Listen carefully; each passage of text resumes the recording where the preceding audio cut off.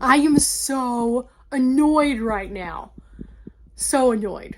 Let me tell you why. So after I returned back to base camp, I have had quite a wild ride, which I've been updating you guys on as we've been going. And a lot of the craziness that has been happening has been completely because of my van.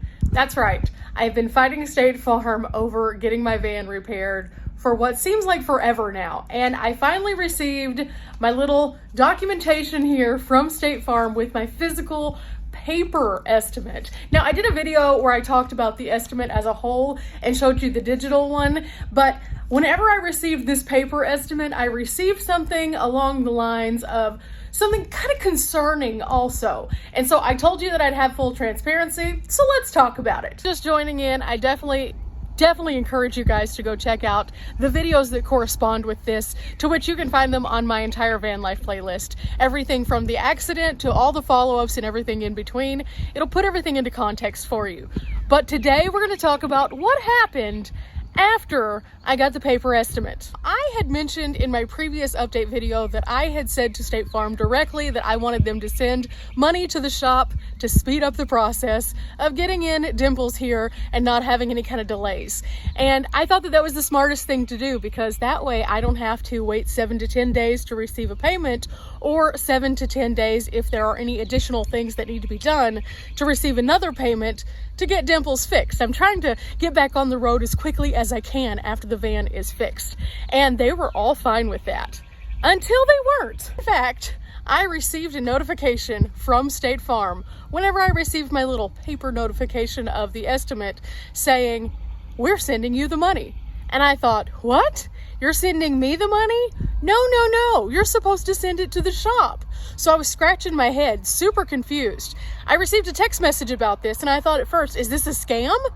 And I thought, what better way to do it than to log on to the portal? Well, as you guys know if you've watched the other videos, the portal is not where it's at. State Farm's portal has been very problematic. I have gone through a full spectrum of emotions with it. Logging in, being told my password's corrupt, logging in, telling me that they had a data breach, logging in, having to wait just to get basic information. And so whenever I tried to log in to find out why they're sending me money, I had the same issue. I wouldn't normally care, except for the fact that this has to do with $6,000 and my van getting fixed or potentially not getting fixed. And whenever I logged in, sure enough, it said that they were trying to contact me to send me the money. I thought this was super weird because, again, we had a whole conversation, like me and an actual human on the phone. I didn't just click a button and say, yeah, send me or the shop the money. I actually spoke to someone and told them that I wanted this forwarded. They confirmed the address, they confirmed the shop, then they confirmed the estimate saying that the shop had approval.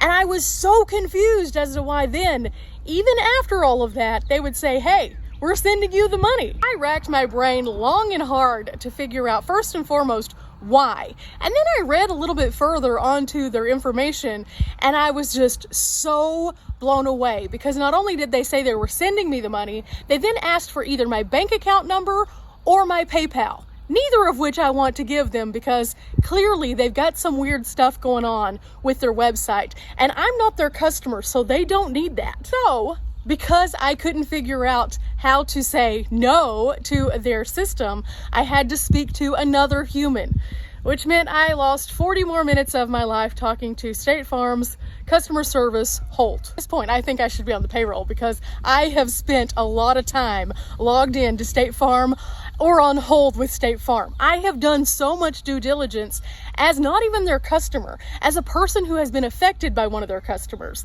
And it's very annoying. But again, okay, cool. It is what it is. Mistakes happen. So by the time that I got to an actual human again, she was very nice and was like, I don't know why that would happen. You can imagine that's not a super settling answer to hear from someone who works for the company. What happened next was nothing short of another long, drawn-out process. I explained to the woman on the phone exactly why I didn't want to have this, and then I was trying to speed this along, and that I wanted the shop itself to get the money so that if there was more damage actually done and they had to do a second estimate after they pulled the door off, that I wouldn't be the cog in there slowing it down. But then I also explained to her my my concerns with their website at that point. Well, it's not her fault. She's just a person on the phone. But I was telling her how my password had told me multiple times it was corrupt, or how that I had been notified that they had a data breach. And then I asked her, I said, just curious, would you feel comfortable giving your banking account information to a company that you already knew had this issue happen? Not once, not twice, but at least 3 times in just your short interaction with them? Or she said no. She thought it was crazy too, and she went through trying to figure out why exactly this was happening. And while I was on hold, I started thinking about it a little more. If I had told them my PayPal, I would then end up paying toward my van. And let me explain. The law has changed. Anything over $600 that goes into your account, you then owe taxes on, which means that I would owe taxes on money that was never meant to be in my hands. But also, if I were to have that money sent to my PayPal, then I withdrew that money. PayPal charges you a portion of what you have, which means that if I were to transfer it out, I could do that. But that would mean the shop would have to have PayPal. And if they didn't, that means PayPal would take their cut, meaning that the full $6,000 wouldn't be going to me. They would get a piece, and then I would be responsible for what is left with the shop. You heard that phrase, I might have been born at night, but I wasn't born last night. I certainly have. And you know, I kind of understand it. Like, no, just no. And I think that the interesting thing is that that was even an option, and that people would take that option and not realize that until it's too late. Not only would you be hit with the tax of that money coming through your account at the end of the year, but you would also be hit with the fact that they would take some of that money away. So you would basically be paying twice on money that otherwise should have gone directly to the shop. I'm neither a sucker nor a fool. So I knew from the beginning that this was not a positive sounding thing, but the more I thought about it, the more kind of upset that I got. And by the time that the woman got back on the phone, I wasn't super happy. And so I told her, I know it's not your fault, but how much sense does this make? And she was like, we can fix this. And immediately she said that they would decline the initial payment that they were going to make to me and send it directly to the shop. Now, this wasn't a call I should have ever had to make. Certainly wasn't a thing that I thought would ever happen, considering, again, I had a call directly with a human. It wasn't like through some automated thing. So once again, I wanted to share this update with you guys because, wow, getting your van fixed on the surface seems like a super simple thing.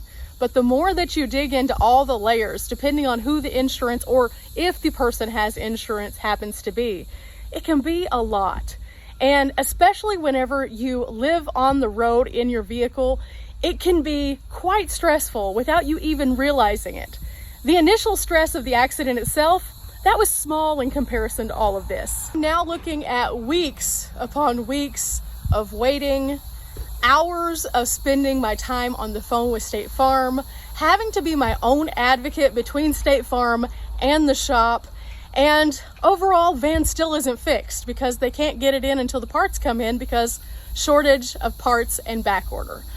So I just wanted to tell you guys in this update what was going on and let you know that if you are on the road and you have any kind of situation, always to think of what you need to be like looking at for yourself, especially if it's not your personal insurance company. They do not always have your best interest. And that was proven by this weird attempt to get my PayPal. That was so weird, guys. Tons of companies do this. And a lot of people probably are like, yeah, this is the easiest way to access it and you not have my bank account. But you have to make sure that you're taking care of yourself. And if you are in one of these situations, think about all the moving parts, not just the immediate moving part, because if I would have been hasty, I would have ended up being out myself and been out considerable amount, because that withdrawal number by itself, I looked it up after, that would have been hundreds of dollars that wouldn't have been going toward the van and instead would have been going to a third-party service just because I was hasty to get it done. Make sure that if you have a situation like this, you think with a clear mind. Don't let someone entice you to take the easy option, because the easy option is not always the best option, as was proven by this situation. I don't want you guys to encounter this, so I wanted to make a video to tell you what my status on this is. And I know we're wanting to get the van fixed, and I know a lot of people are like, just get it fixed already. But along the way, these aren't the things that most people talk about, and I think we should be talking about these things, because that in itself could be the difference between you getting back on the road and having enough money to go on your next adventure, especially in a situation where it wasn't your fault that you had the accident in the first place. You should not be the one to weight the burden instead of the insurance company. So with that said, guys, we're not here for a long time, but we are here for a good time, and I just wanted to share that little nugget with you guys. So I'll see you later, and I'm hoping it's on upcoming adventure of positivity. Till next time, guys. Bye.